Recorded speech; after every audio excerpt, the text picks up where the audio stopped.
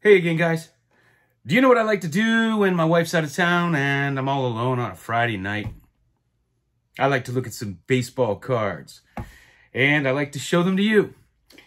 So, I was talking in my last video, I was showing the 1914 blankets, and I was talking about how I had a nap rucker, and I can't seem to find it anywhere. And ever since I made that video, I have been going through every box, every closet, where I keep my collection. Man, I'm exhausted. I think it took me about 2 hours, and I still can't find it. I don't know where it is. I'm drawing a complete blank. I haven't seen it in years. I probably bought it back in 2014 or 15. I remember I only bought it because it was like $9, and I couldn't pass it up. But I can't find it anywhere. But the good thing is, at digging through all those boxes, man, I found all kind of stuff I didn't remember having or haven't seen in a long time. Some of it I didn't even remember I had it. So I thought I would show some of that since I have nothing better to do. First, I had been talking recently about this Serena Williams rookie card selling for $117,000 and how I got mine out of the magazine myself when I used to subscribe back in those years.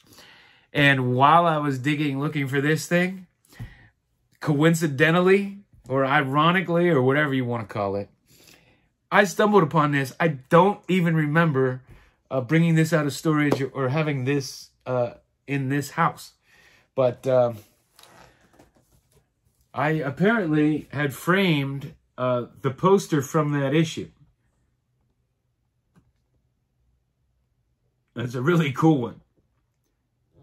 So this is from 2003, I believe. Is that her rookie?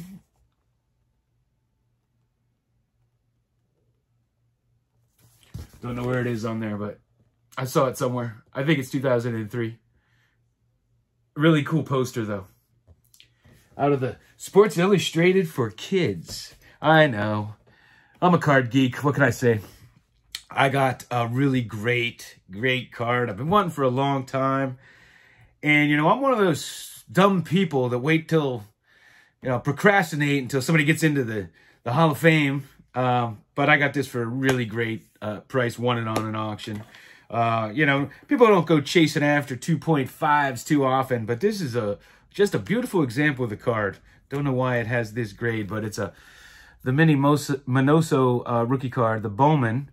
I already had the tops. That was I definitely wanted that one back a while back, and that was the first one I wanted. But I did want this one too, and I finally won one for a good price. But it's a beautiful example of it, like near perfect, if not perfect centering. I don't see any creases, just a little bit of this either gum or wax stain from the wrapper.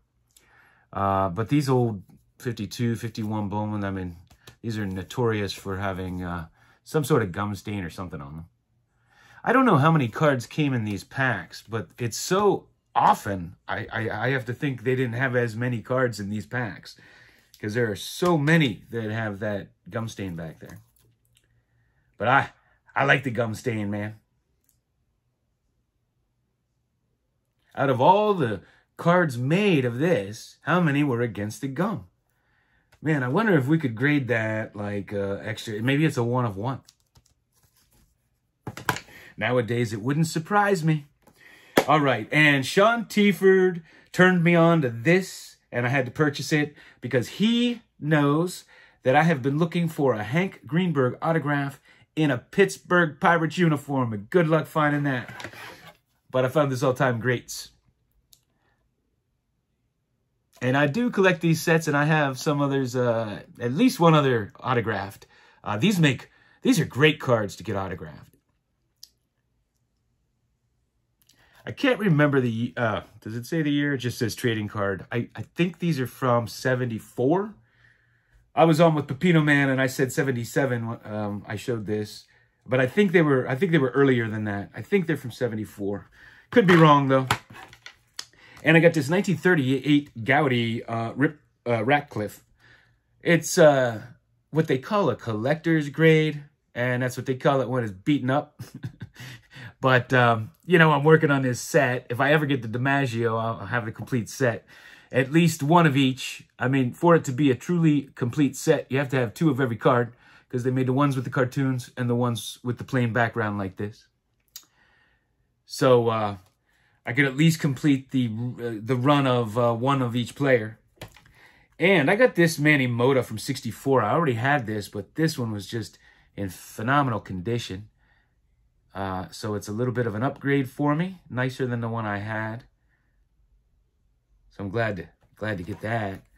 And I got this Johnston Cookies, and this is the '54 version.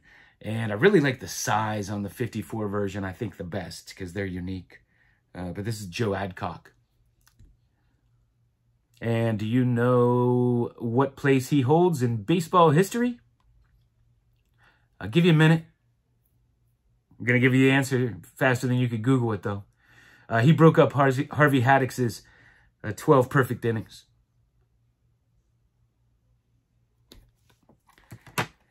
And what did I stumble across here? Oh, I have something really cool. This is only for the true baseball card collector. I have a couple of these. I have another one that's really cool. But I collect old baseball card collecting kits. Who remembers these?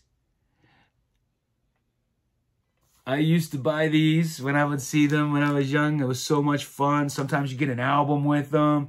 You get some cards. You get some of the greats. That's how you learn about the old greats.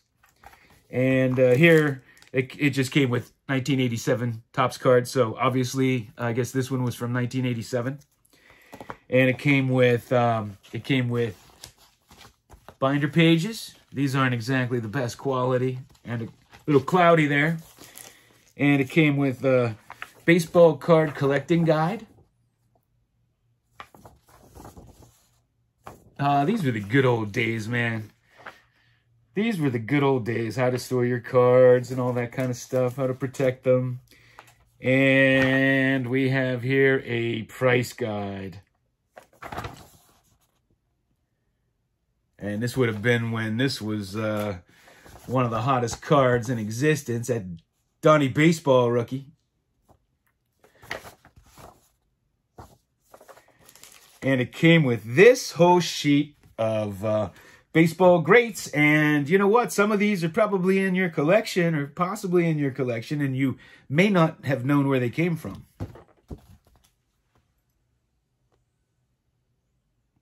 They always included some sort of great set in these. And oftentimes when you do have these greats cards and you don't know where they came from, oftentimes they came from baseball card collecting kits. So those are to be cut out.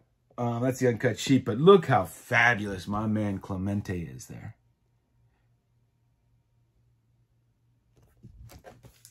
And it came with 2 posters. Mickey Mantle. I'll tell you, I could find a top loader for anything. And Ted Williams. And I have to be honest with you, I've never seen these posters anywhere else but my collection. So I don't know if they're easy to come by or not. You would think a baseball card collecting kit in 1987, they'd be everywhere. But I've never seen them before. Let me know if you have. I'd be curious to know that. Because I just never seen them before. I was shocked that I didn't. And what else do we have here? We have Greyhound Cards. And this is an uncut booklet of them.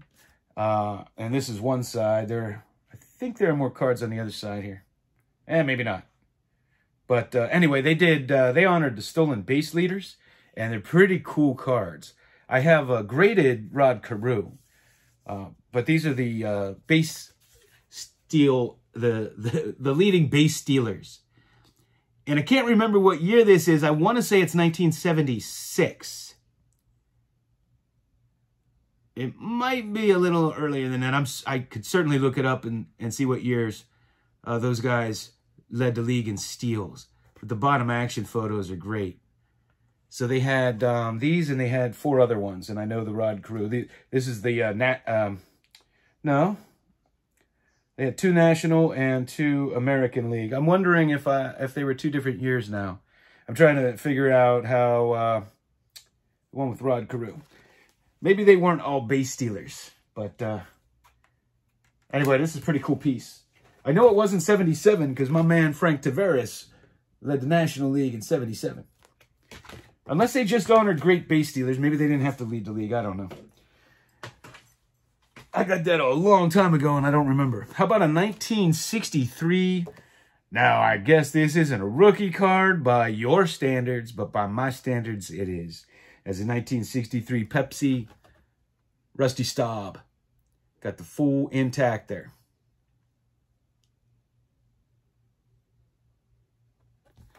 And we'll do a little football here. I have the 1961 new card, and this was a collegiate set, and this one featured Ernie Davis. And I have a wrapper and the Ernie Davis card.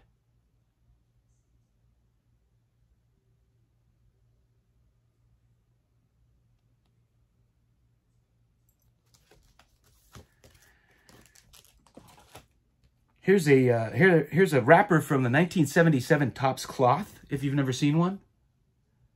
People always ask, you know, they always wonder if it was an insert set or its own set. It was its own set. And I guess it was a regional test issue. But that's what the wrapper looks like. And this is what the box looked like.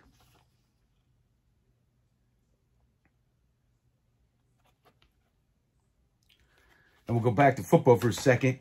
Another one that people won't say is a rookie card, but I will. And that's the Pepsi disc of Jack Lambert.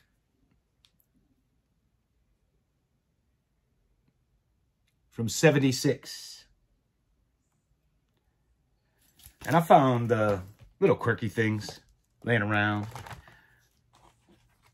I have a whole album filled with these. And these are those scratch-offs. I forget what year these are from. I want to 82 or 83. They look like the 81 Topps cards. Maybe they're from 81. I used to know, but I just have books of those things. And here's these rub-offs. I have a whole album filled with these too, but this is an unopened package of them. I had in some box. And I had this uncut sheet of Kellogg's cards. I have another uncut sheet up on my wall that features Bill Madlock and Johnny Ray, 2 of my favorite players from the Pirates. So I framed that one. But this is a nice Johnny Bench there.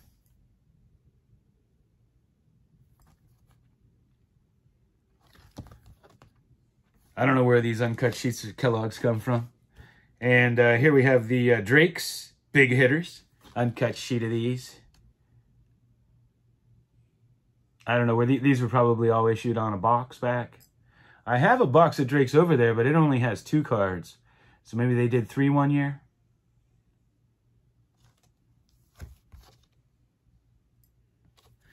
And here's another Pepsi, Mike Schmidt.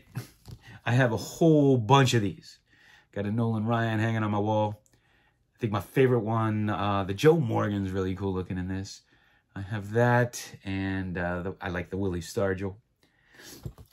And I say it all the time. They used to put baseball cards on everything and in everything. Here we have Squirt.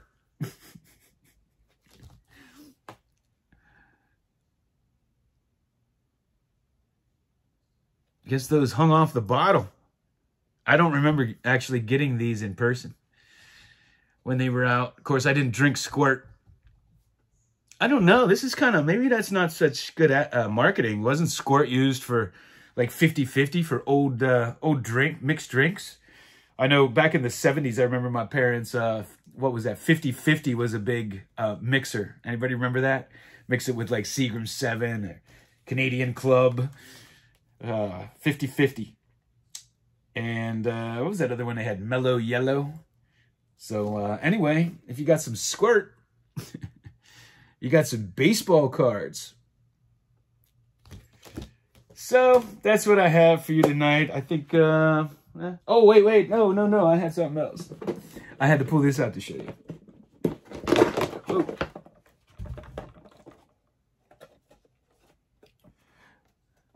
I kept this when I got my wiffle ball. It has Mike Scott on it. If you ever see these wiffle ball discs, but this is the actual, you know, box that the wiffle ball came in. And I have kept this since I was a little kid. I don't know, when did he play? Mid-80s? Did I just smash it? I might have just smashed it. And my grandmother used to do refunding, and she sent me several of these. And I think I sold the other ones, but I kept this one. And it's a Wheaties Tiger Woods. They're golf balls. And they have Wheaties on them. I think I played around, I used them to actually play with, I think, once. I think I sold one way back in the early 2000s. I should have kept them all. I had like 3 of them. But I kept one. Now, if anything happens to this, I'll be really mad I didn't keep them all. And what do I have here? I have an official ball of some sort. Oh, it's a personalized ball from my man, Bill Mazeroski.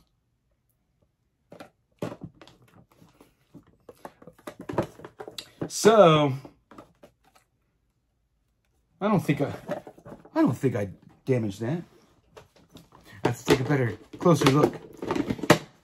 All right, well, I guess I got to go back and hang out by myself. But it was fun showing you all some of my deep down collection. So have a great night. Thanks for watching.